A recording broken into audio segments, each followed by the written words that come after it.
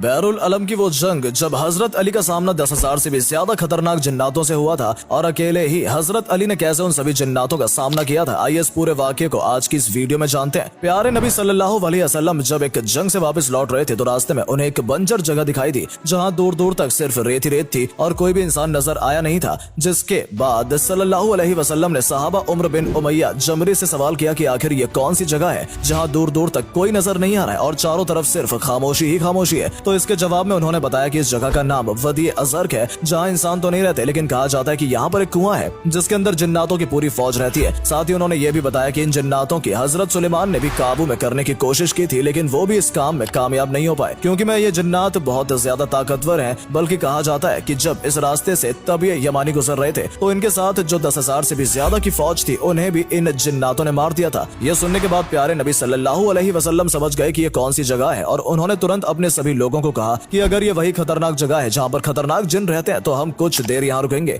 और इतना ही नहीं, नबी ने अपने एक सहाबा को कहा कि तुम 10 लोगों के साथ उस कुएं की तरफ जाओगे और वहाँ से पानी निकाल कर लाओगे। अब क्योंकि सल्लल्लाहु अलैहि वसल्लम का हुक्म था तो इसे कोई भी इनकार नहीं कर सकता था, इसलिए 10 लोग कुएं के पास पहुंचे और उन्होंने जैसे बाल्टी कुएं के अंदर डाली तो उस कुएं में से एक जिन बाहर निकला और उसने इतनी तेज से चिल्लाना और आवाज करना शुरू किया कि चारों तरफ आग लगनी शुरू हो गई और जमीन भी थरथराने लगी। ये देखने के बाद सभी सहाबा थोड़े सहमे थे और उनमें से एक सहाबा शहीद भी हो गए। इसके बाद जिब्राइल अलैहिस्सलाम नाजिल हुए और उन्होंने प्यारे नबी सल्लल्लाहु अलैहि वसल्लम से कहा कि उन जिन्नातों से मुकाबला कर पाना कोई आसान काम नहीं है, इसलिए आप अली इब्न तालिब को उस कुएं के पास भेजिए क्योंकि वही है जो इन खतरनाक जिन्नातों का मुकाबला कर सकते हैं। ये सुनने के बाद प्यारे नबी सल्लल्लाहु अलैहि वसल्लम ने हजरत अली को उस कुएं के पास भेजा और साथ ही अल्लाह से दुआ मांगनी शुरू कर दी कि अल्लाह जैसे तुमने हर बार हजरत अली को हर मुसीबत के वक्त में कामयाबी दी है, इस बार भी उन्हें कामयाबी अता फरमाए। जब हजरत अली जैसे उस कुएं के पास पहुंचे तो फिर से वही जिन उस कुएं से बाहर निकला और तेज चिल्लाने लगा जिसकी वजह से एक बार फिर चारों तरफ आग लगनी शुरू हो गई और जमीन थरथराने लगी। लेकिन हजरत अली ये सब देखकर बिल्कुल भी नहीं डरे और उन्होंने जिनसे कहा कि मैं अली इब्न तालिब हूँ। यह सुनने के बाद जिन ने हजरत अली के ऊपर जोरदार हमला किया लेकिन हजरत अली बहादुर थे ही। इसके अलावा उनकी बहादुरी को और भी ज्यादा जो चीज बढ़ाती थी वो थी उनकी तलवार जिसे जुल्फिकार के नाम से जाना जाता है। जिन ने जैसे ही उनके ऊपर हमला किया हजरत अली ने अपनी तलवार से उस हमले का मुंह तोड़ जवाब दिया और जिन के 2 टुकड़े कर दिए। अब यह देखकर बाकी के सभी जिन बहुत ज्यादा गुस्से में आ गए और कुएं से आग के गोले निकालने शुरू कर दिए।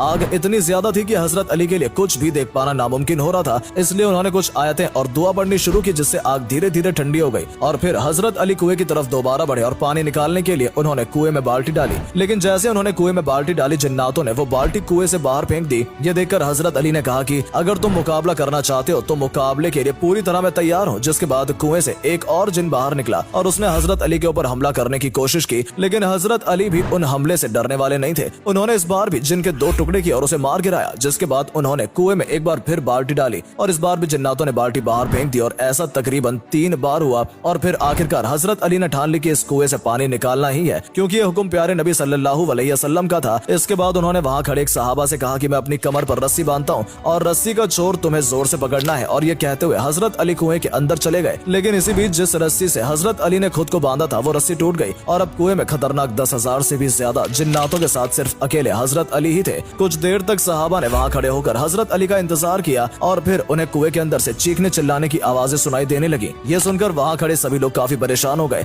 और हजरत अली की फिक्र करने लगे क्योंकि सभी जानते थे कि कुएं के अंदर मौजूद जिन्नात बहुत खतरनाक है और ये किसी को भी नहीं बख्शते। लेकिन शायद इस बार जिन्नातों को ये नहीं पता था कि इस बार उनका मुकाबला हजरत अली से हो रहा है। और फिर कुछ ऐसा ही हुआ, चिल्लाने की आवाज कम होती गई और सिर्फ कुएं से एक आवाज गूंजने लगी कि या अली रहम करो और हमें बख्श दो। जिसके जवाब में हजरत अली कह रहे थे कि अगर तुम रहम चाहते हो तो कलमा पढ़ लो और इस्लाम कबूल कर लो। इसके बाद वहां मौजूद तकरीबन 10,000 से भी ज्यादा जिन्नातों का कत्ल अकेले हजरत अली ने कर दिया और जो बचे हुए जिन्नात थे उन्होंने इस्लाम कबूल कर लिया। इसके बाद कुएं में एक रस्सी डाली गई और उस रस्सी के जरिए हजरत अली ऊपर आए। दोस्तों, कुएं में मौजूद उन जिन्नातों में से एक जिन्नात जिसका नाम अर्गवान साहिब था उसे उन सभी जिन्नातों का सरदार बना दिया गया और उसका नाम बदलकर जाफर कर दिया गया। और अल्लाह की शान देखिए, जो जिन्नात पहले ईमान से भटका हुआ था वही जिन्नात जब इमाम हुसैन करबला में लड़ाई लड़ रहे थे तो उनकी मदद के लिए वहां गया था। दरअसल जब हजरत अली ने जाफर जिन्नात को कलमा पढ़ाकर मुसलमान बनाया था और वहां मौजूद सभी जिन्नात का सरदार बना दिया था तो वो इस बात से काफी खुश हुआ था। लेकिन तभी उसे खबर मिली कि करबला के मैदान में हजरत अली के प्यारे बेटे इमाम हुसैन को दुश्मनों ने चारों तरफ से घेर लिया है। और जैसे उसे ये खबर सुनी वो तुरंत करबला के लिए रवाना हो गया ताकि वो इमाम हुसैन की मदद कर सके। लेकिन जैसे वो करबला के मैदान में पहुंचा उसकी मुलाकात इमाम हुसैन से हुई तो उन्होंने जाफर जिन की मदद लेने से साफ इनकार कर दिया और उन्होंने कहा कि मैं अपने करीबी लोगों को शहीद होते हुए देख चुका हूँ और मुझे ये समझ में आ गया कि मुझे अपने नाना सल्लल्लाहु अलैहि अलैहि वसल्लम के दीन के लिए ये कुर्बानी देनी होगी। जिसके बाद जाफर जिन वहां से चला गया क्योंकि वो मदद तो करना चाहता था,